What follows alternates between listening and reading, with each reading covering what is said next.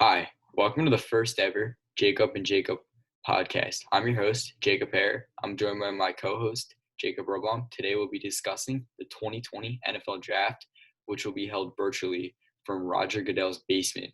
This draft just has a lot of potential to be a great draft because a lot of the picks, we don't know who's going where and who's going to end up on which team. So let's just get right into it. First topic I want to discuss is as there's not a lot of certainties in the NFL draft, this one thing is a certainty. Joe Burrow, quarterback out of Louisiana State University, is going to go to the Bengals number one. It's almost a done deal until he signs the contract, basically. But let's just talk about it. Like, what do you think Burrow's ceiling is? What do you think his floor is? How do you think he'll translate well? Do you think he'll translate well in the NFL? Give me your opinion. I mean, Joe Burrow, incredible player in college, incredible career at LSU and the time that he was there after transferring to Ohio State. I mean, last season, no one's going to replicate that season in college football. That's one of, if not the best season ever put on by a quarterback in college football history. I mean, you have to see his stats. He broke touchdown records. He put up huge yards. And LSU, they dominated. They dominated behind his lead. I mean, he was just truly incredible. But yeah, more on that. I mean, coming into the NFL, he's going to a team that struggled last year. They downfall. Really not a good year for the Bengals, but They didn't really have any bright spots either.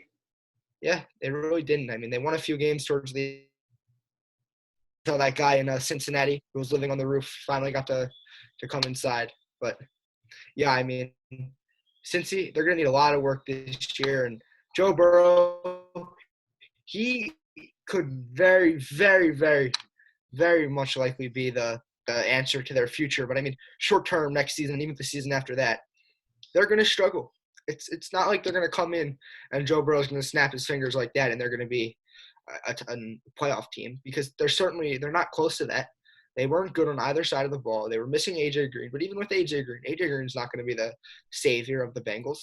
You saw them not last year, but the year before with A.J. Green, they still struggled. And I mean, Joe Burrow, he could come in and he could maybe win them a few more games than last year, but I still think they're gonna select highly in next year's draft and we'll get another star player out of college. But I mean, for now, Burrow, he could struggle in his rookie year. You might not see him come in and put up crazy numbers like Patrick Mahomes in his sort of rookie year, second year. He didn't really play much in his rookie year at all. But yeah, I mean, Burrow's a guy who's been a winner his whole life. And I think he could come in and not next year, maybe not even the year after that, but his third year, second season, you could see him start to really take over and become a pretty good quarterback in this league. All right, I have two things that I want to address. First thing, AJ Green isn't the same AJ Green that we've been seeing for the last decade. For sure, definitely. Injury, he's aged. He's just not the same AJ Green. So I feel like the number one receiver in Cincinnati next year should be Tyler Boyd, who I think had a good year with Andy Dalton, Ryan Finley, the backup quarterback who played for a few games. I even think Boyd had a 1,000-yard season, if I'm not mistaken. Yeah, I think so. I'm pretty My sure. second thing I want to say about Burrow is he came into the college football season last year. He was very low on the Heisman ballot or on the Heisman odds. He just came in every game. He got better. It was just remarkable. And even his coach was just talking about his development each game. And I think he's a ton of room to grow. I mean, as you saw in college, his footwork is just absolutely incredible. Yeah, And that's one thing talked that's about. the best thing about him, his footwork and his accuracy. His ability to step up in the pocket, his ability to avoid rushers and defenders. I mean, his ability to scramble right, scramble left, and just make throws on the run is really just something to admire, to marvel at because he's so good at it. He looks so confident when he throws. He plays with a lot of poise, and I mean, it's pretty incredible. And back to what you were saying about Tyler Boyd, yeah, back-to-back 1,000-yard seasons. He had 90 catches for 1,046 yards last year and 5 touchdowns, which was pretty good. Also, another thing with Burrow is just in college he dominated. Like he wasn't great. He was really, really, really great. And back to what you're saying about like the season, like that was just ridiculous. And like I feel like Burrow is a guy who's going to translate well in the NFL. And I feel like Zach Taylor, the head coach of the Bengals, he's some experience with quarterbacks. He's a young guy, but a lot of teams in the league are going for the McVay kind of coach, or like as you saw with Arizona, Cliff Kingsbury, Matt LaFleur worked well in Green Bay. Kingsbury was decent in Arizona. He's a lot of room to grow, but they just got a big weapon in DeAndre Hopkins. But Yeah, I mean, you take a guy like Joe Burrow, he's playing with so much confidence after the season that he just had. And I mean, you don't want to see a guy get overconfident and come in and have him thinking that he's just going to be a superstar right away. I mean, he's going to have to understand that he's going to come in, he's going to take time to grow. But I mean, a very confident player, very skilled player, obviously, at the position. And I think he'll be pretty exciting to watch for years to come in the league. who do you think his pro comparison is for his floor and his ceiling? Pro comparison, I mean, Carson Wentz, Carson Wentz is a little bit bigger than Joe Burrow, but as far as like similar athleticism, they both played other sports when they were younger in high school and going into college. And I mean, you see them, Joe Burrow, he can run the ball.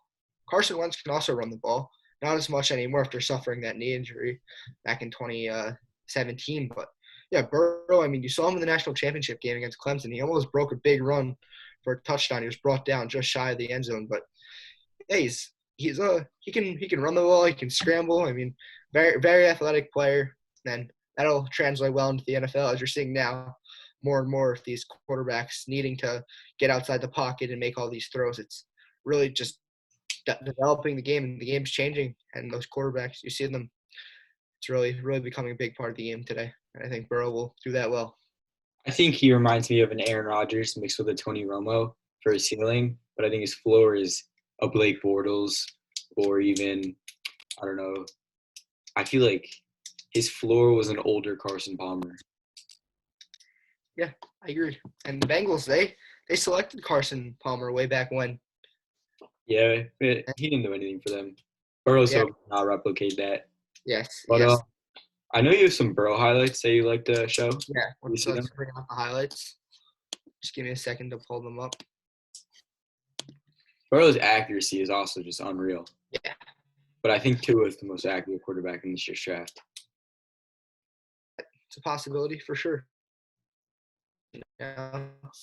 Here's a first game, Burrow strike over the middle. I mean, it's a great throw. Just pressure gets him at the end. He's able to get the ball out quickly. See, right there as that guy breaks through, he makes that throw, and then right past the defenders. He has to put heat on these balls when he's close to the end zone. He's not just like he's lobbing this.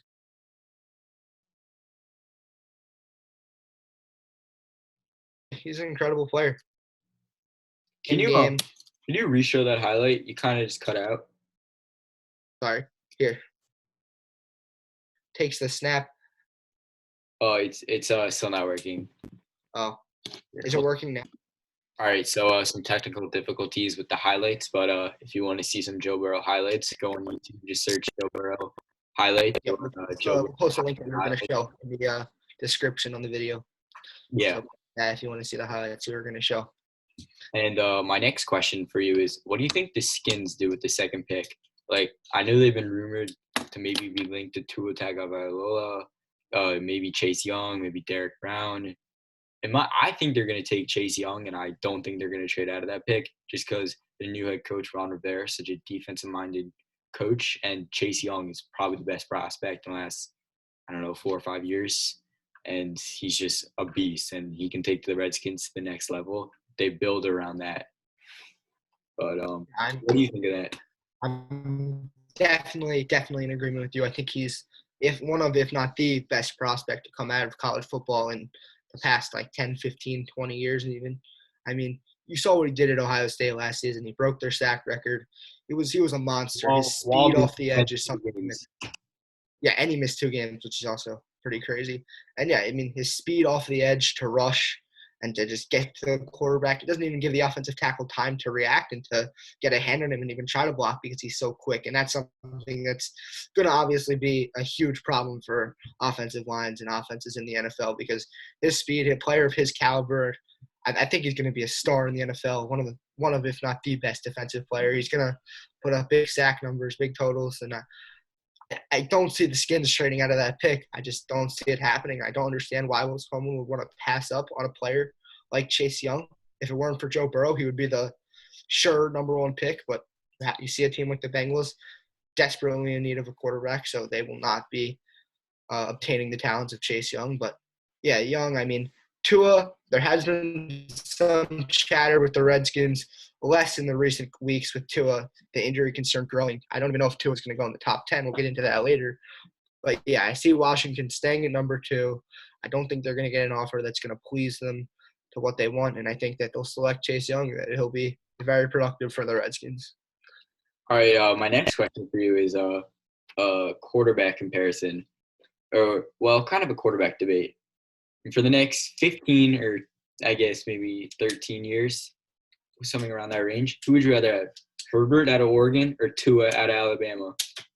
Yeah, that's obviously a huge question coming into this draft. I mean, take a guy like Tua Tagovailoa, who was a star in Alabama, won a national championship, even though he was injured. He hurt his hip pretty badly, a pretty severe injury, and it's scaring a lot of NFL teams because not only a hip injury, he had ankle surgery last year in October, and then November he hurt his hip, eventually knocking him out for the season. So, yeah, I mean, huge questions. Justin Herbert almost went to the NFL last draft, but he decided to come back to Oregon.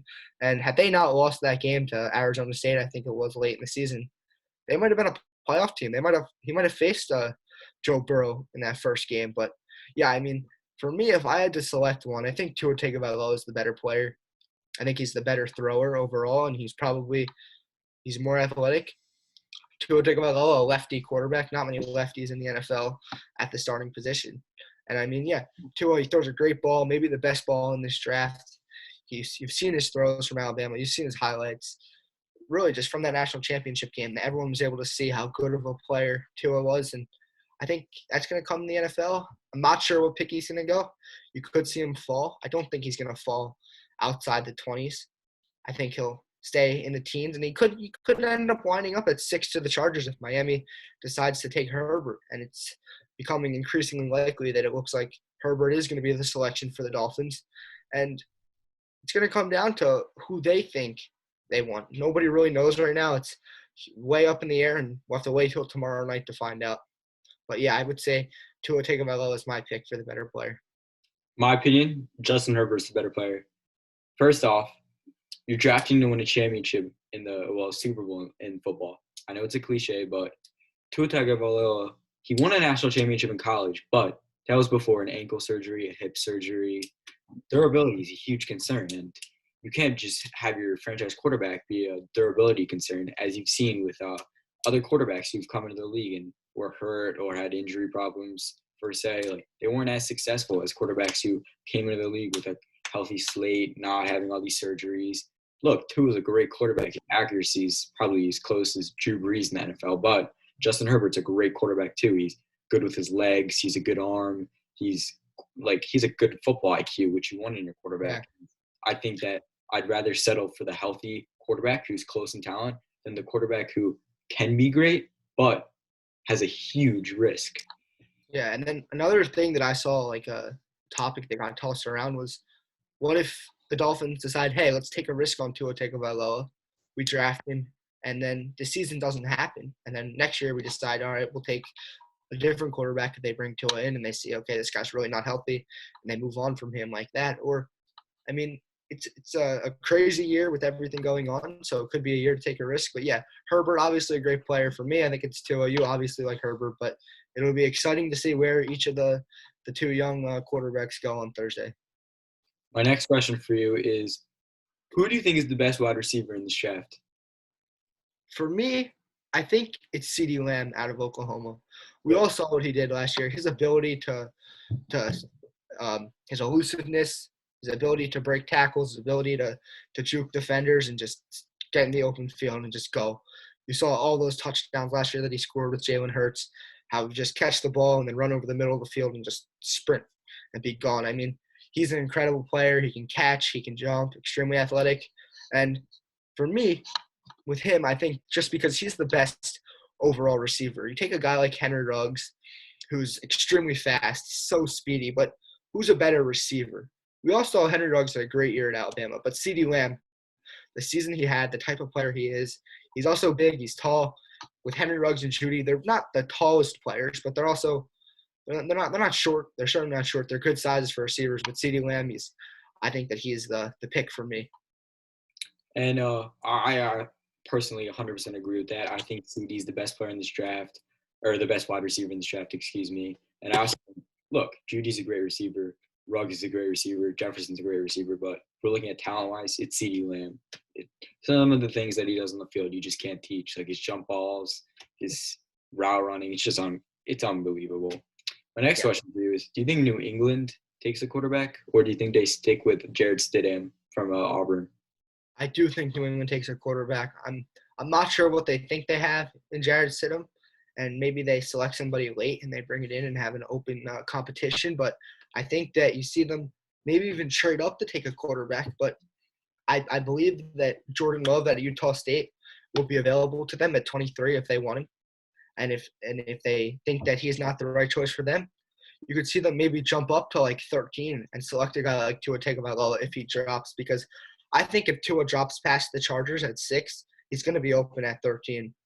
And I think you could certainly see the Patriots jump up and select a guy like him. And it sort of hurt to see because Tua, so many people think he's going to be a fantastic player. To see the Patriots get him a young star, I mean, continuing the dynasty, as everyone says, it would certainly be a big step if they want to try to do that. But yeah, I think that the Patriots, I mean, it'll be exciting to see what they decide to do, what Bill Belichick decides. They made a move yesterday, Rob Gronkowski, big trade there to Tampa, to the Buccaneers. But yeah, Well, I think I think they got a fourth round out of a player who wasn't going to play for them. So I personally thought it was a good trade for them. And yeah, for they sure. Belichick is just the best, and I feel like most of his draft picks are usually successful. Yeah. But actually, I saw a stat that a lot of his draft picks don't become Pro Bowlers, but they become system players for him. Maybe like a Jamie Collins, who's Yeah. became a Pro Bowler later in his career, or obviously Tom Brady, the best draft pick of all time. Sony Michel has been a decent running back. He's been a great running back in fantasy football. He's been a great running back in games. Sometimes But you he's a also base running back. haven't really had the opportunity to Yeah, progress into being that great running back because they have sort of that 3 running back scheme with Burkhead, White, and Sony Michel. And I mean, Sony Michel could very well be the running back of the future for them. White, he's older. Burkhead is certainly older, and they're not really going to be the long-term options. But Sony Michel, young, coming off his second season in the league, I think he definitely could be a long-term option for New England. And if they make it work with Sony Michel, good for them. But yeah, it'll be interesting to see what they do on Thursday with the quarterbacks. my next question for you is: in day one, do we see a tight end? Since there's been a 3-year streak of tight ends going in the first round, or do we see a running back in the first round? Which one do you think we'll see? Or one, two, do you think we'll see a tight end and a running back, no tight end, no running back, or none at all? Yeah, I personally don't. There's not going to be a tight end taken tomorrow night. The It's just best not tight going end is Cole Net from Notre Dame, but I think he's a to. day two guy. Yeah, I think he's going to go Friday night. He'll go second round to whoever decides he's the fit for them. But yeah, I just don't think that this is a draft that's really that stacked with tight ends. But also, you've seen really good tight ends come out of the second round. Take Dallas Goedert from Philadelphia, coming off his second season with the Eagles. He Mark was, Andrews. yeah, also Mark Andrews. They're both starting to really develop into good players. Once Zach Ertz is done in Philly, you've got to imagine that Dallas Goedert is going to become that number one tight end for them. But yeah, I mean, as far as running back or tight end in the first round, I don't think there's going to be a tight end. But I do think that Jonathan Taylor out of Wisconsin is going to be a 32nd pick to the Kansas City Chiefs. As Damian Williams, Darwin Thompson, they haven't really been the answer for them these past. Damian Williams, after Kareem Hunt left, everyone was like, "Oh, this guy is going to be really good," and he just hasn't produced.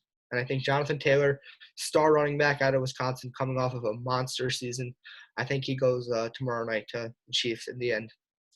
I got to disagree with you there. I think DeAndre Swift, local kid from Philly, goes to the Chiefs at 32.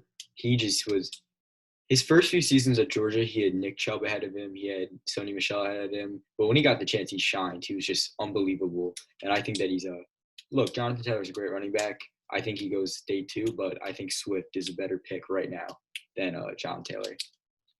And my next question for you is, who's a day two sleeper in your opinion? A day two sleeper. Day two or day three? I mean, day two, I like KJ Hamler out of Penn State, speedy receiver. What'd you say? You got that hat behind you? Yes, sir. Penn State. I'll bring it out. I'll bring it out. Yes, sir. It's from the Rose Bowl 2017. Unfortunate outcome to that game, but yeah, we are Penn State. Yeah, I mean, I think KJ Hamler definitely a player that could be a really, really, really big threat. They can line him up on the inside. They can line him up on the outside. He's really quick. He has that Tyreek Hill-like speed. Maybe not as fast, but close, and he can catch the ball too. I mean, I know there was some drop problems, but hey, With Butterfingers last year. no, he was. If you watched him at Penn State, you see this guy was a star. He won Penn State some football games. If you watched the Michigan game, he had a punt return touchdown called back, and he's a phenomenal receiver. And you just know with this guy, he's going to be good. He's going to be a good player. He can also be on special teams, like I said, returning punts.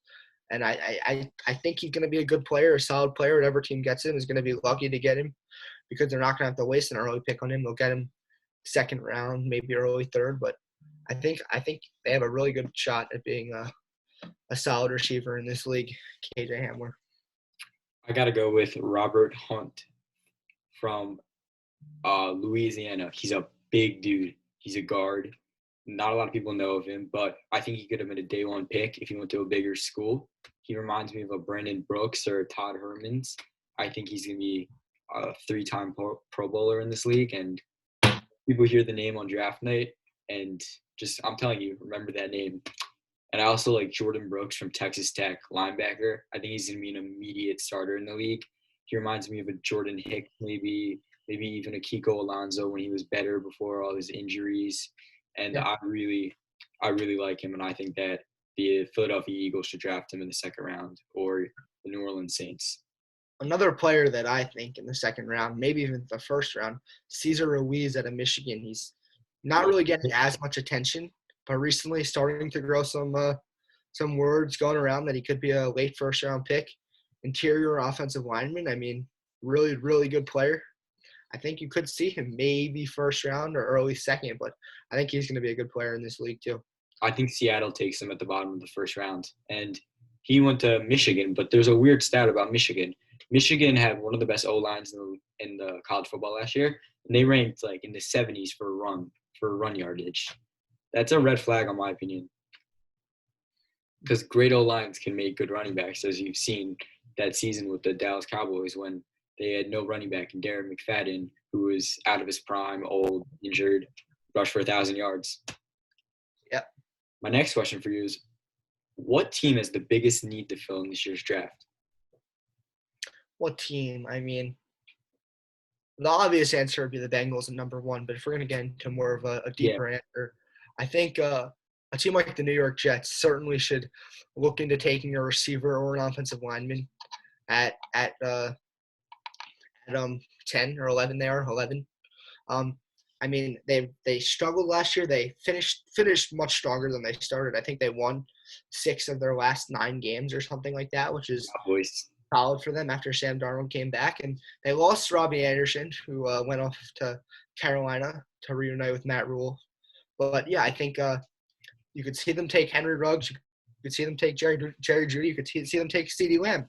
Another option could be Mekhi Becton from Louisville at that pick. I think that those are 2 needs for them if they want to be a pass-first team.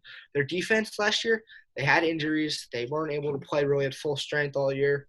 And I mean, with Darnold back and fully healthy, and I think if they draft one of those players, it'll start to set them up for success in the future. Because I think Darnold really has the ability to be a good quarterback in this league. All right, I got to go with the Jacksonville Jaguars and cornerback. Look, they're a few years removed from the AFC title game, which they almost won, and I don't know how they lost that game to this day. They have a young quarterback, Gardner Minshew, but I think they're tanking for Trevor Lawrence, who's one of the best quarterback prospects in a while. But cornerback is a big need. They need to fill this draft. I think they go with maybe C.J. Henderson from Florida, but there was one red flag on his stats. He had 0 interceptions this season.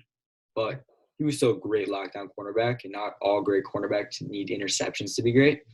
Or I think they could maybe try to trade up for Jeff Okudah, or maybe pick maybe try to trade down and get AJ Terrell from Clemson, who I thought was a good player.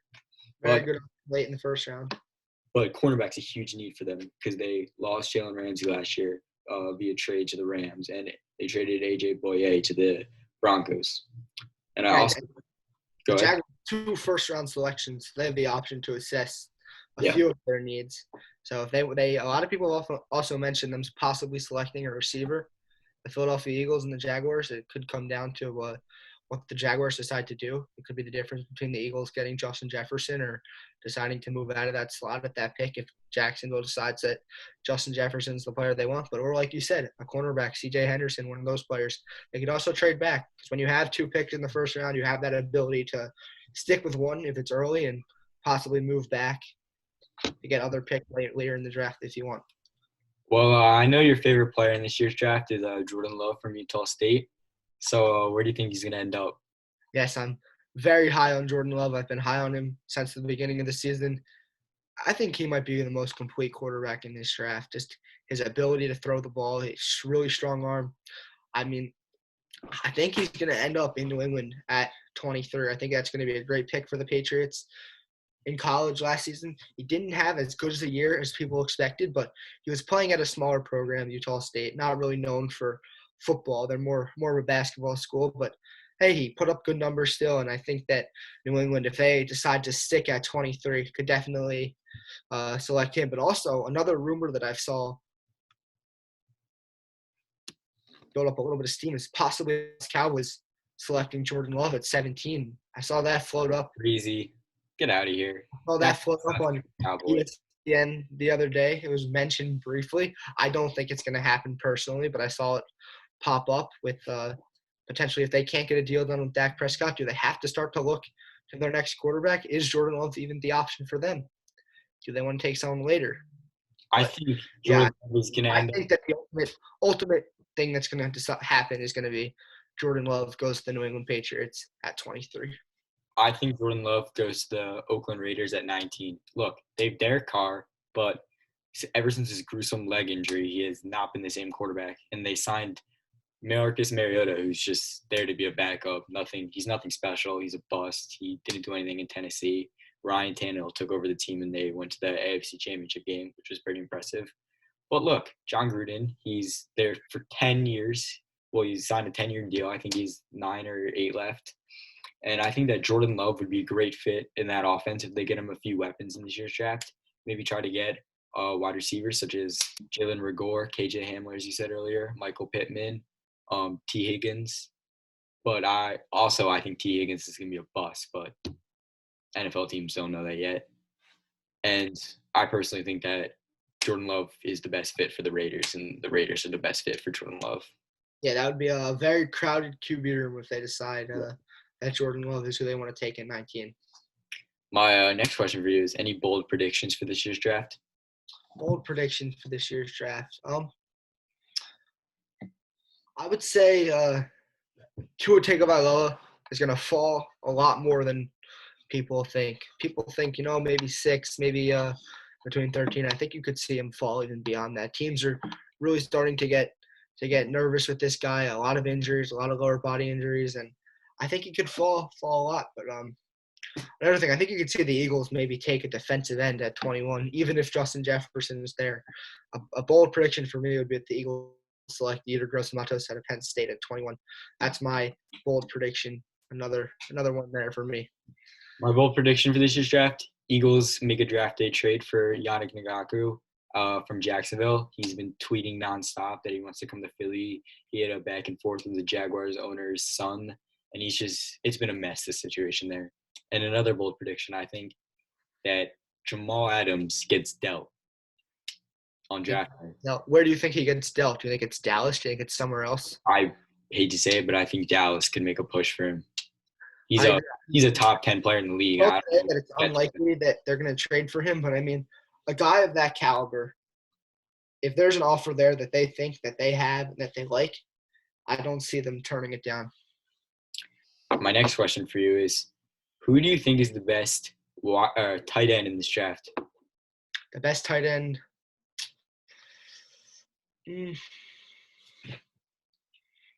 I think the kid at Notre Dame that you mentioned before, he's a star player. I also like Pinckney out of Vanderbilt. He, coming into the year, was really supposed to be a elite player, but I think that he sort of fanned off playing in Vanderbilt, but playing at Vanderbilt, the team that really struggled this year. But, yeah, I think he could be a very good player that transitions well into the NFL. And, I mean, a draft that really isn't that deep with tight ends like we've seen in the past. It'll be exciting to see. And also, a sleeper, Thaddeus Moss, Randy Moss's son out of LSU. He could be a solid player. My next question for you is, what do you think the Tampa Bay Buccaneers do? They've gained a lot of speculation this offseason, signing Tom Brady, trading for Rob Gronkowski yesterday, and they have two stud weapons in Mike Evans and Chris Godwin out of Penn State. So what do you think they do, O-line, defense? I think they have a lot of options that they can do. I mean, recently in the past few weeks, they've sort of developed into less of a contender and then into a huge contender after their signings and the deals that they've made. I think signing Tom Brady is going to be huge for them. He's 43. He didn't have the best year last year, but give him those weapons with Godwin and Mike Evans. I think it's going to be pretty special for them. And then the Buccaneers, they're picking at 14. I think that you could I think that they select an offensive lineman. I think if Mekhi Becton is there, they take him. If not, maybe they'll take Javon Kinlaw out of South Carolina if he falls to them. Defensive lineman who had a good year. But, yeah, I think they'll probably end up with offensive linemen. They haven't really been able to establish an elite run game in the past few seasons, which really will be key for them if they want to develop into a powerhouse team in the NFC. But, yeah, I think they'll probably end up taking an offensive lineman. They'll probably take the best available one to them at that pick. And one of my last questions for you is, which GM can't afford to mess up in this draft? GM can't afford to mess up in this draft. Yep. I mean, obviously, Howie Roseman, a lot of focus on him and what he decides to do. I know the fans in Philly, there's going to be a riot if he doesn't select a wide receiver at 21 or maybe even trade up and select one of CeeDee Lamb, Jerry Jeudy, or Henry Ruggs. But, yeah, I think a lot of focus on him. And also the New York Jets, what they do with their pick. Joe Douglas, disciple. Joe Douglas, former Eagle, vice president of operations. I think it'll be interesting to see what they do. Do they go with Tristan Wirfs? Do they go with Mekhi Becton? Do they go with Henry Ruggs or a receiver? Even if it's not Henry Ruggs, Jerry Jeudy, or even CeeDee Lamb at 11. A lot of things that they can do. I think a lot of focus will be on them. I don't think they have any chance really at going to the defensive side of the ball. That's a defense that I think has a chance to be pretty good next year. They'll have C.J. Mosley back, who missed almost all of last season. I think it'll be I think they're an exciting team with potential. But, yeah, I think that a lot of pressure on Joe Douglas there. My last question for you is, how do you think the virtual draft goes? I think it'll go well. I mean, I heard there was a little bit of a hiccup at number one, the number one selection in the mock draft, if you will, on Monday. I think it was Monday afternoon. But after that, I heard it went smoothly, and they'll figure it out. There's gonna be mishaps along the way, but I think they'll be able to get it done. I think it'll be exciting to watch. It'll be a lot of viewers. Not many sports on these days, so a lot of people will tune in to get some small piece of sports, even if it's not actually watching a game. It'll be exciting tomorrow night. Look, Hall of Fame quarterback and Denver Broncos general manager John Elway said that it went smooth. So That gives me hope. And the whole world's adjusting right now due to COVID-19. Yeah, so the NFL will have to adjust too. Thank you for joining me. And we'll see you next week on Jacob and Jacob. Next Wednesday. Same time, same place. Stay safe. You too.